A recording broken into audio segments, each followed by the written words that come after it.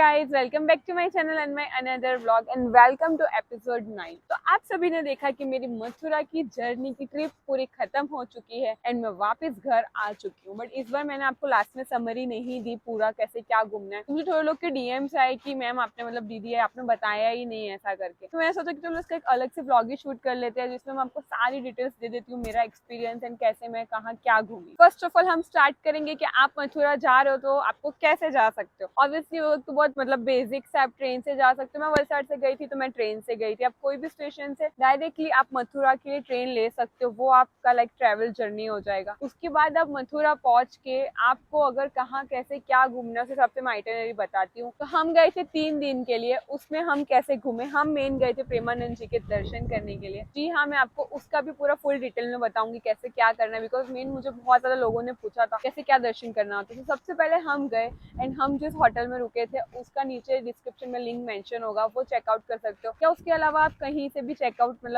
Online search करके आपके hotel book कर सकते हो। तो अगर आपको घूमना है वृंदावन तो आपको बुक करना पड़ेगा होटल वृंदावन में, बिकॉज मथुरा सिटी में आप लोगे तो आपको वृंदावन बहुत दूर पड़ जाएगा। तो मेरा आइटिनरी ऐसा था कि मैं पहले वृंदावन में गई, वृंदावन में सारी जगह घूमी एंड बाकी मैं आपको बहुत ज्यादा डिटेल में नहीं बताऊंगी क्योंकि आप मेरे ब्लॉग से चेकआउट कर सकते हो मैं कहाँ कहाँ घूमी। मैं आपको शॉर्ट में बता दूंगी। फर्स्ट डे हम अराइव हुए, उसके अंदर हमने हमारा होटल में चेक इन किया। इन फर्स्ट डे हम लोग ने वृंदावन में जितनी भी लोकल चीजें थी वो कवर की, जैसे कि हम निधि वन गए थे, बाकी बिहारी गए थे, मंदिर जाने वाले थे, लेकिन बहुत ही ज्यादा भीड़ थी। एक्चुअली हम ये बच्चों का वेकेशन होता है उस पीरियड में गए थे, समर हॉलीडेज वाले में, इसलिए बहुत ही एक्सट्रीमली भीड़ थी, इसलिए हमने 3 जगह ही कवर करी। तो ये था मेरा फर्स्ट डे का आइटिनरी एंड उसके बाद मेन मैं आ जाती हूँ प्रेमानंद जी के दर्शन हमें कैसे करने हैं। तो सबसे पहले हमने हमारा होटल वृंदावन में कहाँ पे लिया था, हमने लिया था राधा केली कुंज के पास में, क्योंकि वहां पे प्रेमानंद जी का आश्रम है। तो उनके आश्रम से हमारा होटल सिर्फ 2 या 3 किलोमीटर था एंड जैसे कि हर किसी को पता है कि वो सुबह चल के जाते तो सब उनके दर्शन करते हैं। उसकी भी नीचे डिस्क्रिप्शन में रील जो मैंने वीडियो डाला है वो मेंशन रहेगा। तो हमने जस्ट होटल लिया था कि हम वॉकिंग डिस्टेंस खाली 100 मीटर हम चल के जाते थे, तो वही रोड से सुबह प्रेमानंद जी महाराज जी जाते थे, तो हमने उस हिसाब से लिया था। बहुत लोगों ने हमें पूछा था कि जैसे कि प्रेमानंद जी का दर्शन करना है तो कैसे क्या रुकना है। तो मैं जिस जगह पे रुकी थी आप उस जगह पे रुक सकते हो, मैं आपको मेंशन कर दूंगी। मॉर्निंग में सुबह निकलते हैं 5 o'clock पे, तो आपको ऑलमोस्ट 2 बजे से लाइन लगा देनी होती है अगर आपको अच्छे से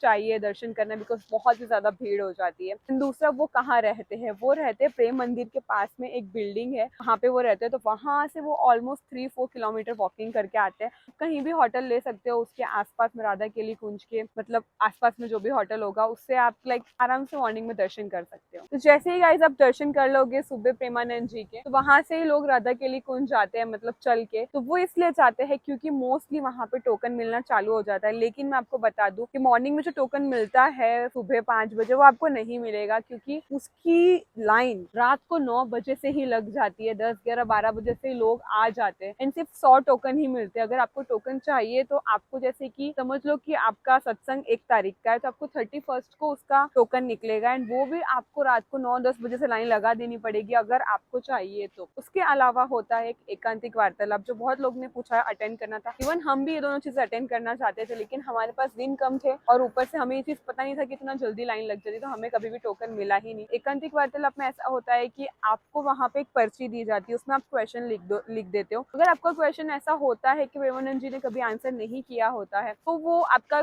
सिलेक्ट किया जाता है क्वेश्चन एंड अगर आप लकी होंगे, अगर आप सच में एकांतिक वार्तालाप में जा पाओ, क्योंकि क्या होता है कि उनके जो वो चेले होते हैं ना वही आपको उसका आंसर दे देंगे। तो आप क्वेश्चन आपने लिखा है तो आप नहीं पहुंच पाओगे, लेकिन लकी लोग होते हैं जो पहुंच पाते हैं। मैं तो नहीं पहुंच पाई। तो गाइस प्रेमानंद जी के दर्शन करने के लिए कोई भी शॉर्टकट नहीं है, आपको पहले से जाके लाइन लगानी पड़ेगी। अगर आपको टोकन चाहिए तो यही 2 वेज है, एकांतिक वार्तालाप और उनका सत्संग जो आप अटेंड कर सकते हो। आपको सिर्फ दर्शन करना है, जैसे मैंने आपको बताया कि वो मॉर्निंग में जाते हैं तो आप सब दर्शन कर सकते हो। एक और चीज, वो मॉर्निंग में 9 बजे आते हैं, तब वो चल के नहीं आते, तब वो कार में आते हैं, तभी भी बहुत भीड़ होती है, लोग उनका दर्शन करते हैं।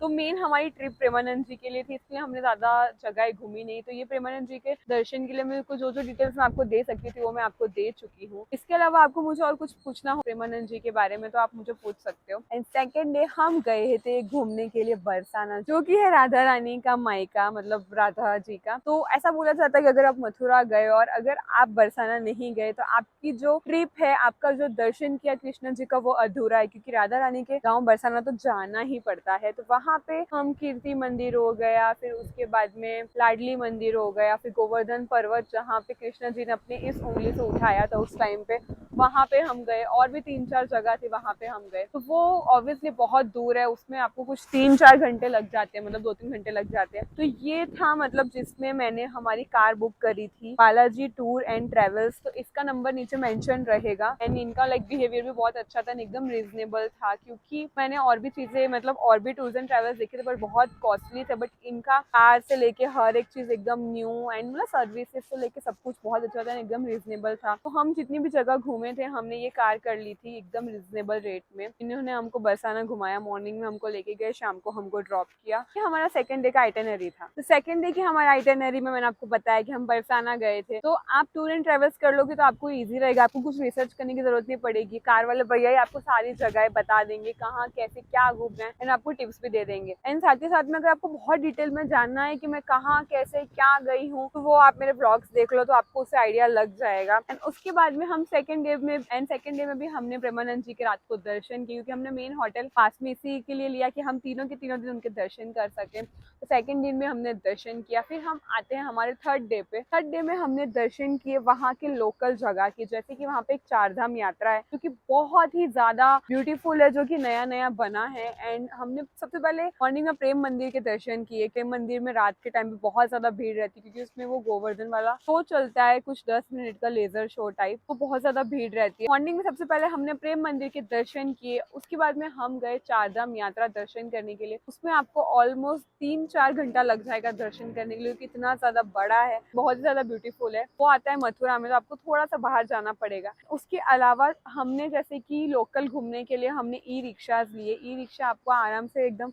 पर person 10 rupees to 20 rupees affordable price में पड़ जाएगा। एंड गाइज उसके बाद में आ जाती हूँ मैं फूड पे। बहुत लोग ने मुझे फूड का भी पूछा कि कहाँ क्या कैसा क्या खाना चाहिए, और वो आपके ऊपर डिपेंड करता है। आप कोई भी रेस्टोरेंट से रैंडमली ले सकते हो, बट मेरा एक्सपीरियंस ये रहा कि बहुत ज्यादा अच्छा नहीं लगा मुझे फूड। जैसे कि लोकल जो आप लहारी का खाते हो वो एकदम टेस्टी होता है, बट रेस्टोरेंट्स का एकदम कुछ अजीब सा ही था। मतलब हम जितने भी ग्रुप्स में लोग गए थे, हमारा एक्सपीरियंस इतना ज्यादा अच्छा नहीं था। क्योंकि क्यों एक्सपीरियंस अच्छा नहीं था? क्योंकि वहां जाके भी लोग मंगवा रहे हैं मंचूरियन, पाव भाजी, डोसा। अब ये चीज तुम यूपी में जाके मंगवाओगे तो ऑब्वियसली अच्छा तो नहीं मिलने वाला है। वहाँ का लोकल पराठा हो गया, सब्जी हो गई, ये सब चीज आप खाओगे तो आपको अच्छा मिलेगा। तो आप ये सब चीज आप लोकली आराम से खा सकते हो। तो ये मेरा थर्ड डे का आइटिनरी था। एंड उसके बाद में हम गए थे शाम को इस्कॉन मंदिर। और इस्कॉन मंदिर तो आप सभी को जाना ही चाहिए, सबसे पीसफुल मंदिर था। मतलब मेरे मथुरा की जर्नी में मुझे इस्कॉन मंदिर सबसे बेस्ट लगा था। इतना सही और बढ़िया और मस्त वाइब देने वाला मंदिर था। एंड उसके बाद में फोर्थ डे में हम गए थे वहां से ताजमहल। हमने एक कार कर ली थी पूरा दिन के लिए, हम ताजमहल घूमने गए थे, रेड फोर्ट गए थे। मतलब 3-4 जगह जो हमको आगरा में घूमनी थी। एंड हमको थोड़ा पर्सनल लाइक मैं खुद आगरा की हूँ, तो मतलब मम्मी को मतलब मेरी नानी वहाँ रहती है, तो हम लोग वहाँ गए थे। इंशॉर्ट तो हमने उस तरह से कार की थी, तो आप भी कार कर सकते हो लाइक घूमने के लिए आगरा में नेक्स्ट दिन के लिए। तो लास्टली बात करते हैं हम बजट की कि ये पूरे ट्रिप की बजट क्या रह सकता है। तो ऑब्वियसली डिपेंड करता है आपके ऊपर कि आप एकदम चीप वे से घूमना चाहते हो, या आप एकदम बजट वे से घूमना चाहते हो, या आप एकदम लग्जरी वे से घूमना चाहते हो। अगर मैं मेरे बजट की बात करूँ तो हमारा 3 दिन का हुआ था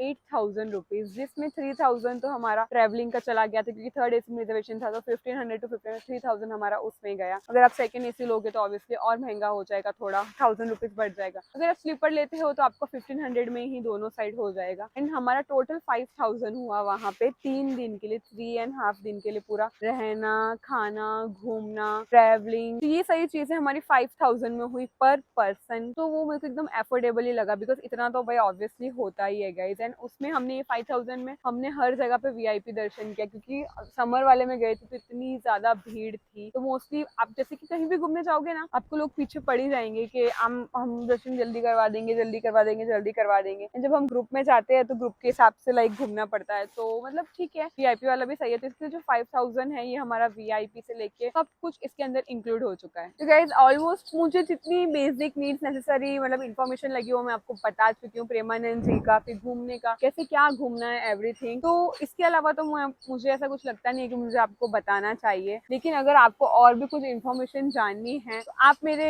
ब्लॉग्स देख सकते हो, जो कि एकदम फुल डिटेल में बनाए गए। टोटल 8 एपिसोड्स है, जिसमें मैंने एकदम डिटेल में सारी इन्फॉर्मेशन दी है। तो आप वहां से चेकआउट कर सकते हो मेरे ब्लॉग, अगर आप मथुरा की ट्रिप के लिए जा रहे हो तो। इसके अलावा भी अगर आपको कुछ क्वेरी है तो एज यूजुअल आप मुझे इंस्टाग्राम पे डीएम कर सकते हो। तो चलिए गाइस, आज का ब्लॉग हम यहाँ एंड करेंगे और मिलेंगे नेक्स्ट ब्लॉग में। नेक्स्ट ब्लॉग मेरे बैंगलोर बैंगलोर के रहने वाले। Stay tune for that blog. तो चलिए गाइस ब्लॉग खत्म करते हैं और मिलते हैं नेक्स्ट ब्लॉग में। राधे राधे।